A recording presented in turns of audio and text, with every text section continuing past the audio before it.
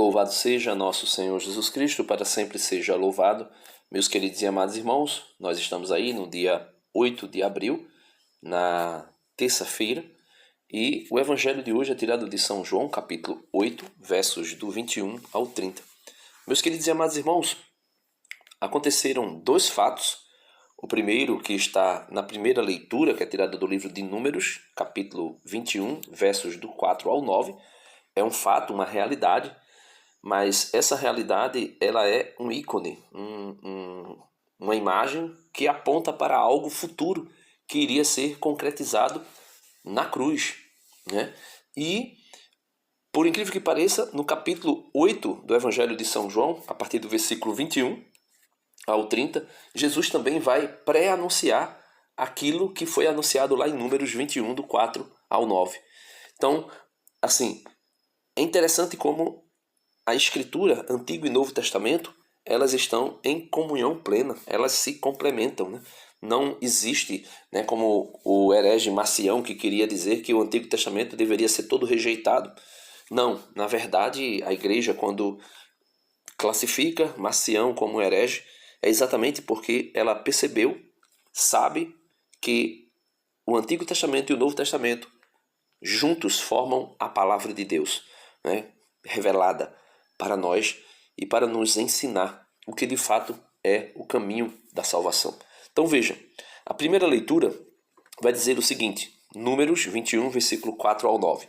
Naqueles dias, os filhos de Israel partiram do monte Or, pelo caminho que leva ao Mar Vermelho, para contornarem o país de Edom.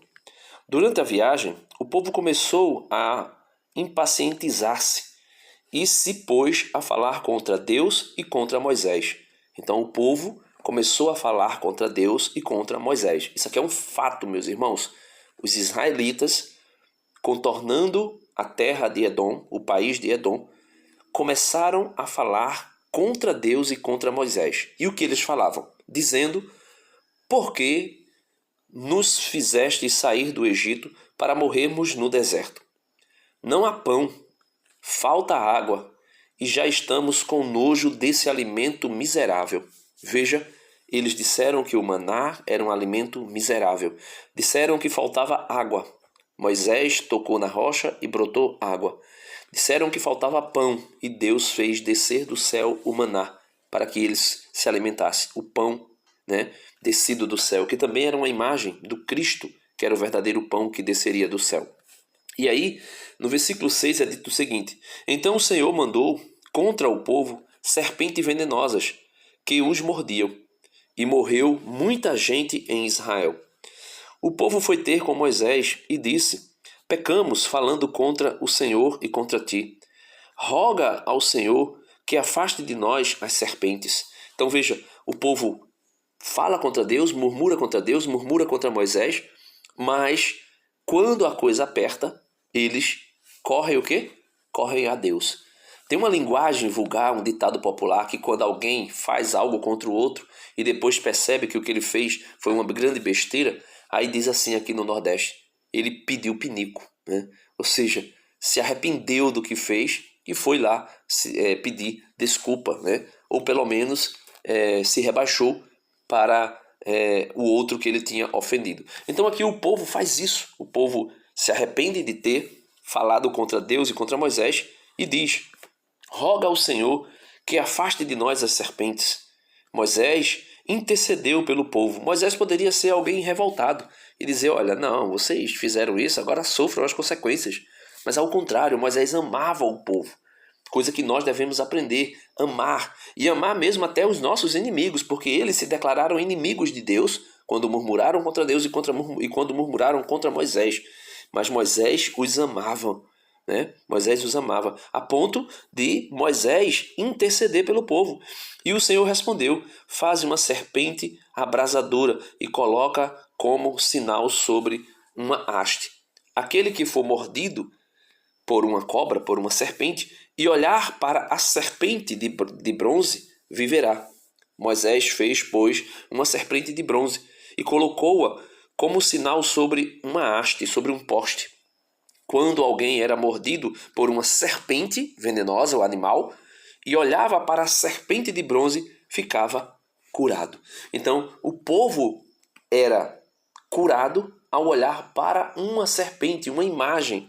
E aqui nós podemos ver nitidamente, meus irmãos, que essa ideia de que Deus proíbe todo e qualquer tipo de imagem é uma mentira, é uma deturpação protestante da interpretação das Escrituras. Deus não proíbe todo tipo de imagem, nem qualquer imagem. Deus proíbe as imagens que são feitas, produzidas, confeccionadas com a intenção clara e objetiva de ser um Deus, como eram os deuses dos gentios, os deuses dos pagãos, das nações que circunrodeavam, que rodeavam Israel. E aí nós podemos ver que essa imagem aqui, na verdade, era um ícone que representava o próprio Deus, certo? E quem olhava para aquela imagem era liberto, era salvo do veneno, da peçonha, das serpentes que Deus tinha mandado para o povo, para castigar o povo que tinha blasfemado contra ele. Só que isso tudo aqui é um fato, claro, mas é uma seta, é uma imagem, uma tipologia, uma figura do que deveria acontecer lá no alto da cruz, que Jesus vai pré-anunciar também em João capítulo 8, versículos 21 ao 30. Veja, ele vai dizer: naquele tempo disse Jesus aos fariseus: eu parto e vós me procurareis, mas morrereis no vosso pecado. Para onde eu vou, vós não podeis ir. Os judeus comentavam: por acaso vai se matar-se?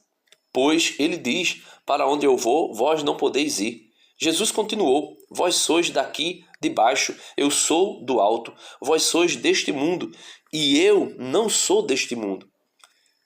Disse-vos que morrereis nos vossos pecados, porque se não acreditais que eu sou, morrerei em vossos pecados. Perguntaram-lhe: pois quem és tu? Então Jesus respondeu: o que vos digo desde o começo? Tenho muitas coisas a dizer a vosso respeito, e ao julgar também, mas aquele que me enviou é fidedigno, e o que eu ouvi da parte dele é o que falo para o mundo. Eles não compreenderam que lhes estava falando do Pai. Por isso Jesus continuou: quando tiverdes elevado o Filho do Homem, então sabereis que eu sou, e que nada faço por mim mesmo, mas apenas falo daquilo que o Pai me ensinou. Aquele que me enviou está comigo. Ele não me deixou sozinho, porque sempre faço o que é de seu agrado. Enquanto Jesus assim falava, muitos acreditaram nele. Então veja, no versículo 27, João 8, 27 vai dizer: eles não compreenderam que lhes estava falando do Pai. Por isso Jesus continuou: quando tiverdes levantado o Filho do Homem, como se levantou, como ele disse a Nicodemos lá no capítulo 3, assim como a serpente foi suspensa no madeiro, o Filho do Homem será suspenso no madeiro, e todo aquele que contemplaram será salvo. E aí, meus irmãos, nós podemos ver Jesus aqui pré-anunciando, dizendo: olha, vocês saberão quem eu sou, ou seja, que eu sou Deus, quando o Filho do Homem for levantado, quando o Filho do Homem for erguido, como aquela serpente foi erguida lá no deserto. Então, quando o Filho do Homem for levantado, ele vai dizer, vós então sabereis que eu sou, e que nada faço por mim mesmo, mas apenas falo aquilo que o Pai me ensinou. Então, nós podemos ver, meus irmãos, nitidamente que Jesus é a concretização daquela figura que foi tipologicamente apresentada naquele fato do povo que murmurou contra Deus e sofria com a peçonha, com a serpente venenosa.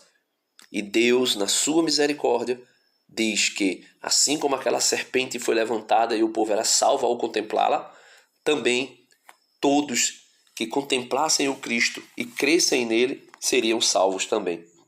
Por isso, meus amados irmãos, que nós possamos pedir ao Senhor a graça de compreendermos que quando olhamos para Cristo, nós somos redimidos. E esse olhar não é simplesmente abrir os olhos e olhar, mas é crermos verdadeiramente nele e agirmos segundo a sua santa e maravilhosa palavra. Deus abençoe. Não se esquece, dá uma curtida no vídeo, se inscreve no canal se você não é inscrito, clica aqui embaixo, inscrever-se e também compartilha com os teus amigos e vamos ajudar a evangelizar. Deus abençoe.